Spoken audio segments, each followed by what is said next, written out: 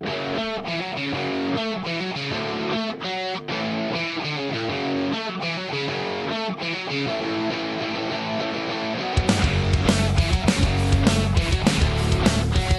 is Ray. This is Andy. And this is FDS CFL Season 3, Andy. Episode 11. Episode 11, Week 9 is in the books, and it was a weird week.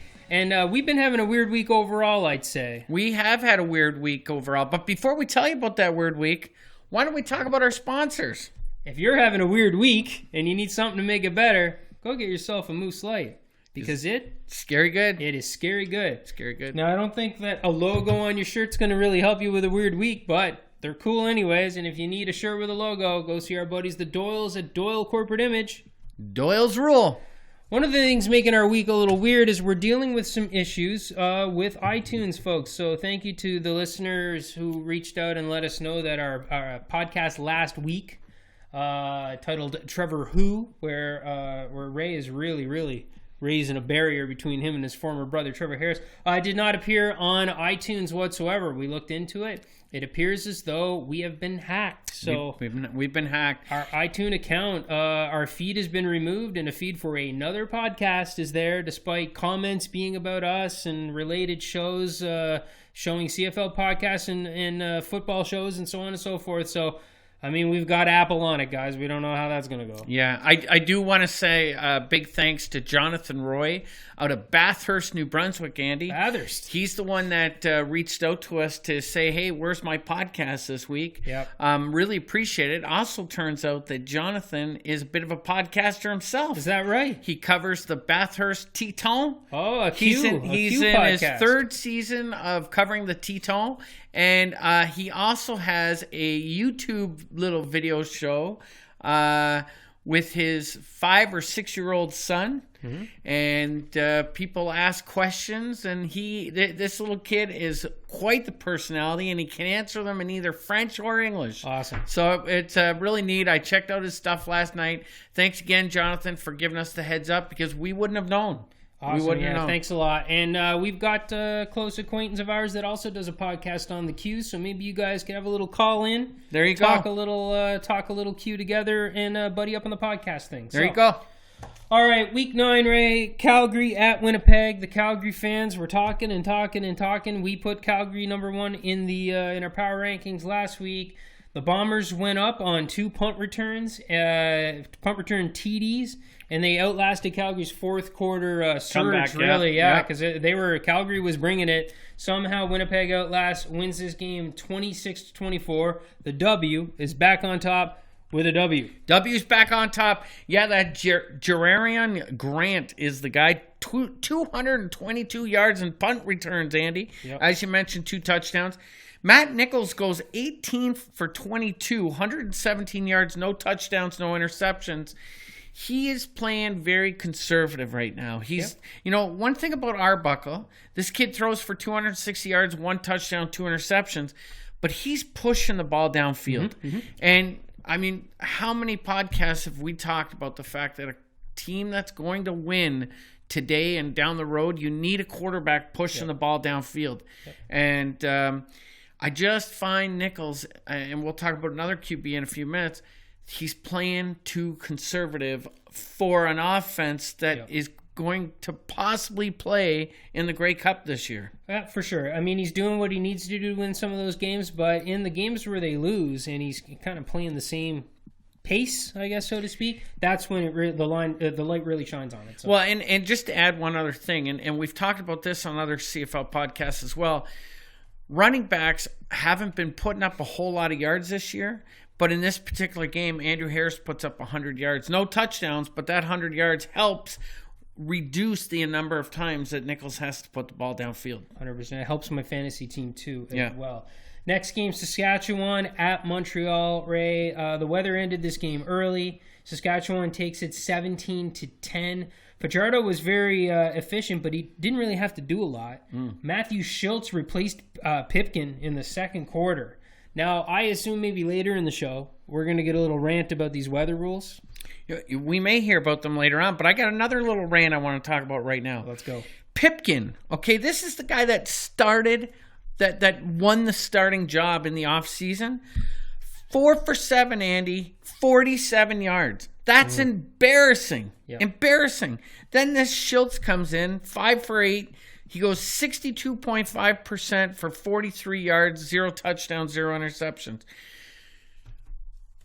How many times have I had to remind the Montreal Alouettes, you have Hugo Richard on your bench? He's on your roster. Yeah. This kid just won the Vanier last year by putting the ball downfield. Shout out to Hugo for tweeting some shade about the weather rules too. I don't know if you noticed that. He's on Twitter. He doesn't have a lot of followers yet. Go follow Hugo Richard. Well, Hugo Richard, I've been calling your number for a long time. I love the way you played for Laval, and damn, they got to give this kid a shot. They're wasting an arm sitting on the bench right now, starting these two guys in front of him. I just don't understand it. I mean, gotcha. I know they're waiting for Adams Jr., but come on, let's get Hugo Richard into a game. Let's do it. Look at that. I mistakenly spelt rant with a W, and it actually looks better that way. It looks better that way. Yeah. It does look All right. better. Ottawa goes to Edmonton. You've been calling for a CJ Gable resurgence. You threw him on your fantasy squad last week, and he heard you had a pair of touchdowns, and those pair of touchdowns for him was enough. This was a defensive slugfest, so I do want to call out that Trevor Harris was very efficient, 33 for 40. He completed 82.5% of his passes and threw for over 300 yards. There were no touchdowns, but still, with efficiency like that, do you think maybe he heard you? Do you think maybe he noticed? Listen, Trevor, I may have been a little hard on you last week, and I apologize for that. But listen, I have had a lot going on. I got a lot going on these days. But, Trevor, I'm really impressed with your game. 33 for 40, as Andy just said. 327 yards to be exact, Andy. But, Trevor, it's 3 weeks now since you've thrown a touchdown pass. That has me cause for concern. Okay. I would fair to say, Andy, that the Edmonton Eskimos have one of the best, if not the best, defense in the CFL right now. Yep. And you know how much I like the Winnipeg defense. Yep. I love Edmonton's defense. But you can't keep winning games with a quarterback that's not putting the ball in the end zone. Yep. Winnipeg should be challenged by Edmonton this year, but until Harris starts putting the ball in the end zone, it's going to be tough. Well, like last year. He'll come on strong at the end. Let's hope. Make things interesting. BC at Hamilton. We both called BC upsetting Hamilton in this game. And wow, it almost happened. But you want to know the problem? Brandon Banks is awesome. Awesome. That's all I can tell you. Brandon Banks is amazing. Evans was very steady in this game, Ray. I hope you were somewhat, at least a little bit impressed with this guy. And they spoil another one for BC. Oh my gosh, at one point in the fourth quarter, this game is 34-19, okay? BC, all you got to do is coast to the victory. You probably give up some points. Somehow they blow it. Brandon Banks scores a touchdown with about a minute left, and the extra point puts them up 1. Another heartbreaker for BC. I don't know what else to say other than Brandon Banks is awesome. I'm going to tell you this, and I'm going to talk about Hamilton fans in a few minutes, Andy. Oh, I've got a few things to say too. Yeah. But if Hamilton's defense is so good, because this is what we keep hearing on social media, if Hamilton's defense is so good, Andy, tell me how they allow Riley to throw for 306 yards, 2 touchdowns. John White puts up 124 yards and 2 touchdowns. Burnham, 149 yards, 2 touchdowns. Burnham's good. And even Jerron Carter put 17 yards against that defense. I mean, come on, Tycat. Your defense is not that good. Yeah, we heard from a lot of Hamilton fans on this one. 17 yards. You like that? Yeah, exactly. I had him on my fantasy team, so I knew about the 17 yards, but I was way less excited about it than you were. So, all right, Ray. Well, there's been a lot of rants so far. Give me your take it and leave it for the week. All right, my take it this week. You're going to love this one. Yeah. It's about the weather. Okay. It's about the weather protocol in the CFL, and it's not just in the CFL, but the Canadian Amateur Rulebook, which is sitting upstairs, has a whole page about how to deal with weather. Okay. The first signal is when you see or hear of lightning within 25 kilometers of the stadium. Yep. Okay? Mm-hmm. In the CFL, every stadium has the equipment on site to watch what's going on with the weather patterns. Mm-hmm. Once lightning strikes within 10 kilometers of the stadium, the supervisor on the headset messages down to the referee, shut the game down. Yeah. Sends both teams to the benches. The fans are asked to clear the stands. It's all about safety. Yep. Okay? Now, if the stoppage lasts for more than 60 minutes, yes. Okay? You can, and the way this is decided is it has to go 30 minutes with no lightning strike after that strike of lightning. Right. So basically, you need the lightning and the presence of lightning to last no longer than 30 minutes. Right. Because you need another 30 minutes to go by before they can come back out. And if those two things added together is more than 60 minutes, go. If it's more than 60 minutes and you're past the midway point in the third quarter of a CFL football game, the referee can call the game. He can or he must? Can is how it's worded. And in this case, the referee called the game. Okay? All right. Now, why is this in my taking today? I'll tell you why this is in my taking today. I'm a football referee. I've been watching your comments on Facebook about the fact, why can't they wait for 2 hours? Why can't they wait for 3 hours to finish a game? A game can't end in the third quarter. Well, let me tell you what, folks, as a referee, I'm paid to do a football game. Not sit around and wait for 3 hours so we can continue the football game. I don't get extra pay for the 2 hours that I sit and wait while the weather goes by. All right? Unless you fans want to start chipping in more money to the officials and covering our salaries during that weather delay, then so be it. But for now, I want to be paid for the game, and I'm not sitting around for 2 hours on a weather delay. Wow. Okay, this is your take it. This I like that, take it. which resulted in another rant. Listen, Ray's putting the referee's game day check ahead of all those ticket sales and what the fans pay. Oh, man, let me tell you, disappointing for something like that, though. Listen, I mean, every game and every league needs some sort of weather protocol for safety, and I'm pretty sure every single one of them includes that when a game is called, the team with the most points is declared the winner, and that's what happened here. So, listen, if you're a Montreal fan, you feel like you were cheated out of it. I mean, yeah, you were cheated out of a chance, but the team with the most points ended up winning the game. It sucks it goes down that way. I'm joking about the game day pay, but here's the thing, Andy. Going into every game, every single game, it doesn't matter what level of football, it doesn't matter whether it's regular season, playoff, or championship game, every game, the number one concern of an official is player safety. Yeah. That's our goal. It's our number one goal is player safety on the field. And the reason why we make those decisions, it's all about the players and you fans in the stands. The most interesting part of that, though, was that the rule is stated that the referee can call a game, not that he must. And I'd be interested to know what goes into that decision. Yeah. Anyway, what are you leaving? I'm leaving the entire Ticats fan base. Oh, boy. The entire Ticats fan base, Andy. I'm not leaving you guys, but, Anyway, go ahead, Ray. I have seen a lot of crazy fan bases in my lifetime. Okay? A lot of them. Especially one about 9 hours south of our border here on the east coast of Canada. Guys, how you think your team should be number one ranked in our power rankings, it's ridiculous. I ask every single one. I saw the comments that you were having with somebody on our website. Yeah, I got them. I was having comments with somebody in a Facebook page.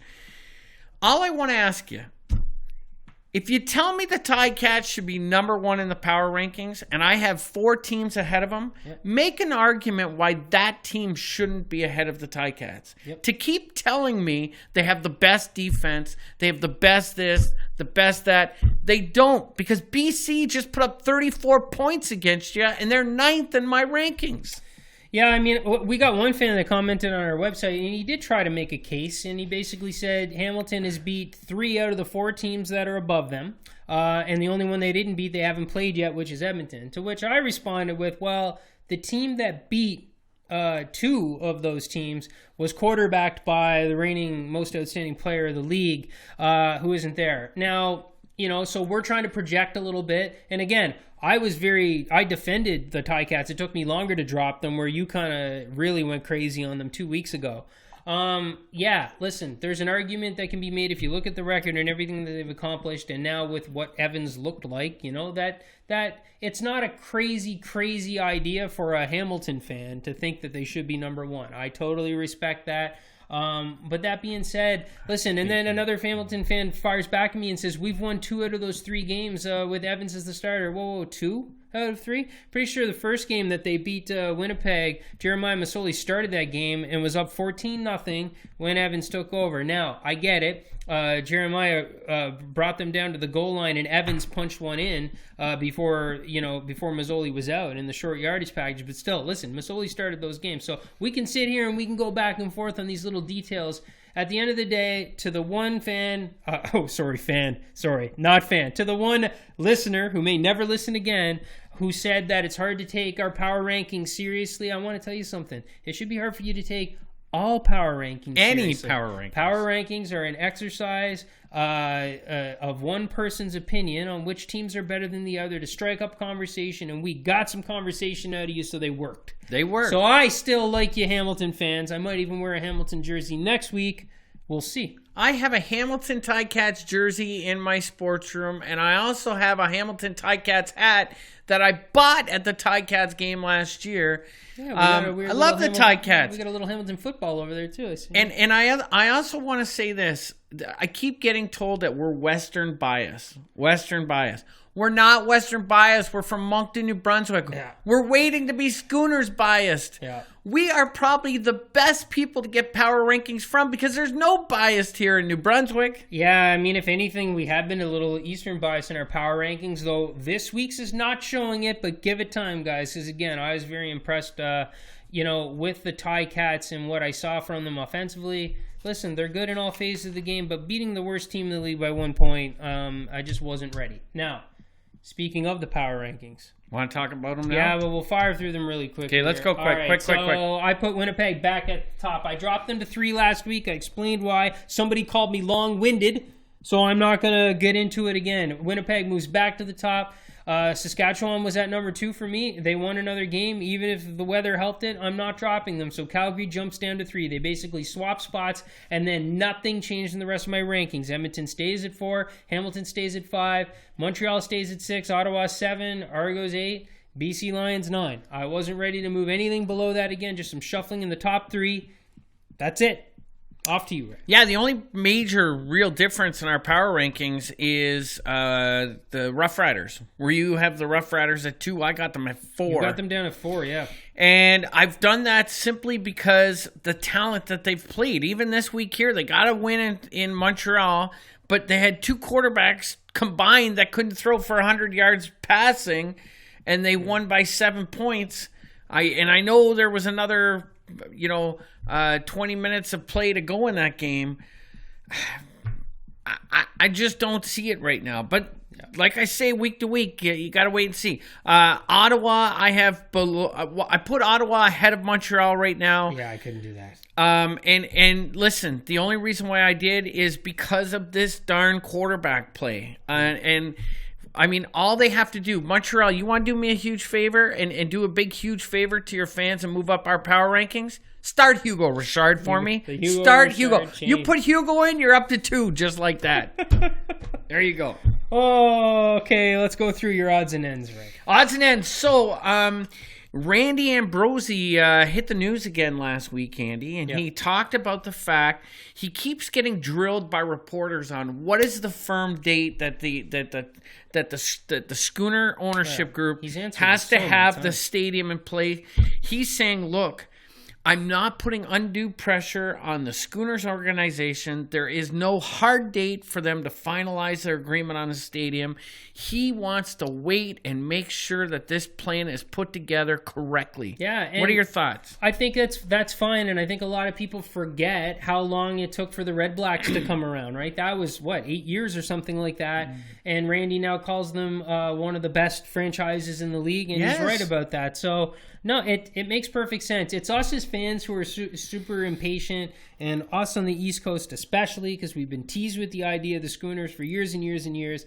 And again, Anthony LeBlanc has taken the blame multiple times about how he just couldn't help but throw dates out there in the beginning, and he has now stopped. So I get Randy's, I get exactly what Randy's saying. There shouldn't be undue pressure. Go through the process, make it happen, but let's play in Moncton a couple of years. Let's play in Moncton. Let's do it. All right. Now, the only thing you talk about Ottawa, one of the things I love about the Ottawa stadium, Andy, is they have a north side and south side, and all game long it's south side suck, north side suck. Back and forth between the stands. About that. We weren't doing it's a lot of fun. It must be a Grey Cup thing. I don't know. It was great. Yeah. And a lot of this stuff coming about the schooners coming from the west. So I'm going to start a West Side Sucks chant very quickly if these stories don't start going away. Do you have any anything in your odds and ends? Because I don't want to steal anything here. Are we going to talk about the Moncton Stadium again at all, or anything about Touchdown Atlantic? I don't have anything else.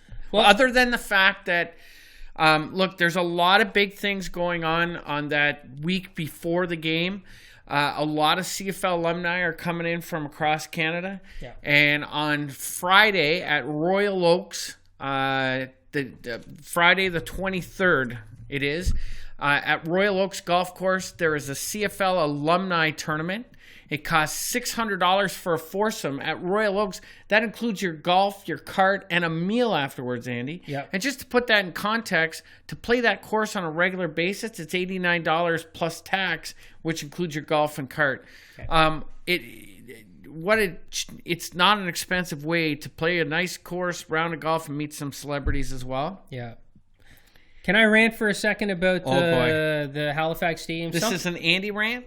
A little bit. So something I've heard a lot of people say, you've even alluded to this a little bit, Ray, is the people who are complaining about the plans for the Halifax Stadium, that it's a rinky-dink stadium, like if we're going to do this, build it right, and all this stuff. And I've heard a lot of people say they're basically building the same thing they have in Moncton already, okay? A smaller stadium with some permanent seating in around the 10,000 range, and then a way to expand it to an... Okay, let's calm down for a second here. The Croix Bleu Medavie Stadium, Medavie Blue Cross, Medavie Blue Cross Stadium. Listen, it holds 10,000 permanent seats. Yes, it can be expanded to 20,000 with a bunch of temporary seating.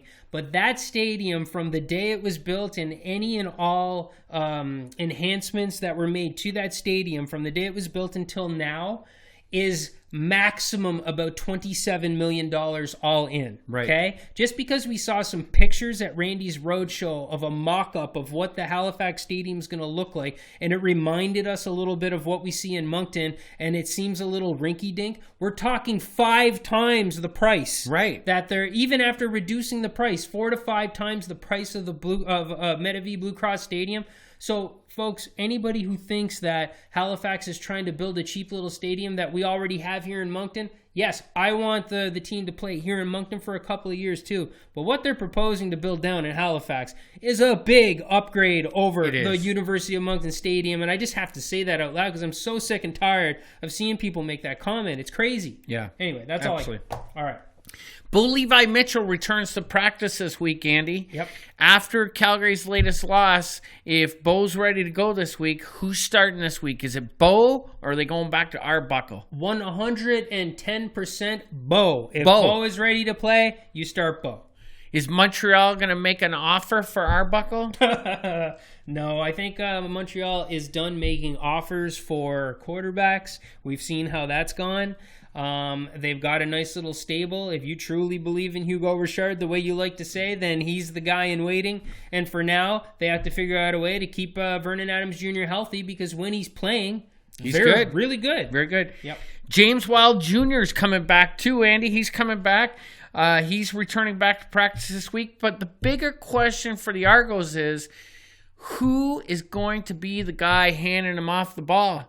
Is it going to be our buddy Burgundy? Yep. Or is it going to be Caleros under center soon? So my understanding is it's going to have to be Burgundy because Zach Caleros is not even cleared to practice with the team until after their bye week. That is part of the state the waiver, the IR state status that they put him in. Okay. Because of his concussion, that he's not even eligible to start practicing until after Toronto's bye week. So I think we have a shot to see Caleros here in Touchdown Atlantic at the end of the month. Awesome. But I don't believe Caleros is even allowed to practice, let alone play, so Burgundy is going to get a shot to... He's going to continue handing the ball off. I think so, yeah. All right, let's pick some games. All right, so let's talk about how we did last week in our picks. We both went 2-2. It was a rough game. We both were calling for... BC to upset Hamilton, which also happened but didn't quite work out, and we were both called Montreal to beat Saskatchewan, and I guess we'll never know if that was going to happen. Mother Nature. 2-2. I missed out on my upset. You did get your lock, which was Winnipeg, so I'm now 22-13 on the season, 4-5 in my tiebreak, and you are 20-15, 5-4 in the tiebreak. Okay. If you can somehow even this up, you're ahead again. But all right. Yeah. All right, let's run through the game. Start with the first game of the week, BC at Winnipeg.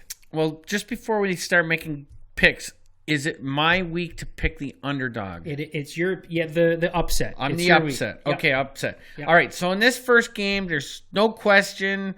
Winnipeg at home. They're going to continue their winning ways, and Winnipeg takes this game. Yeah, I've got Winnipeg too, and since it's my week to take a lock, I will take a lock with Winnipeg beating BC.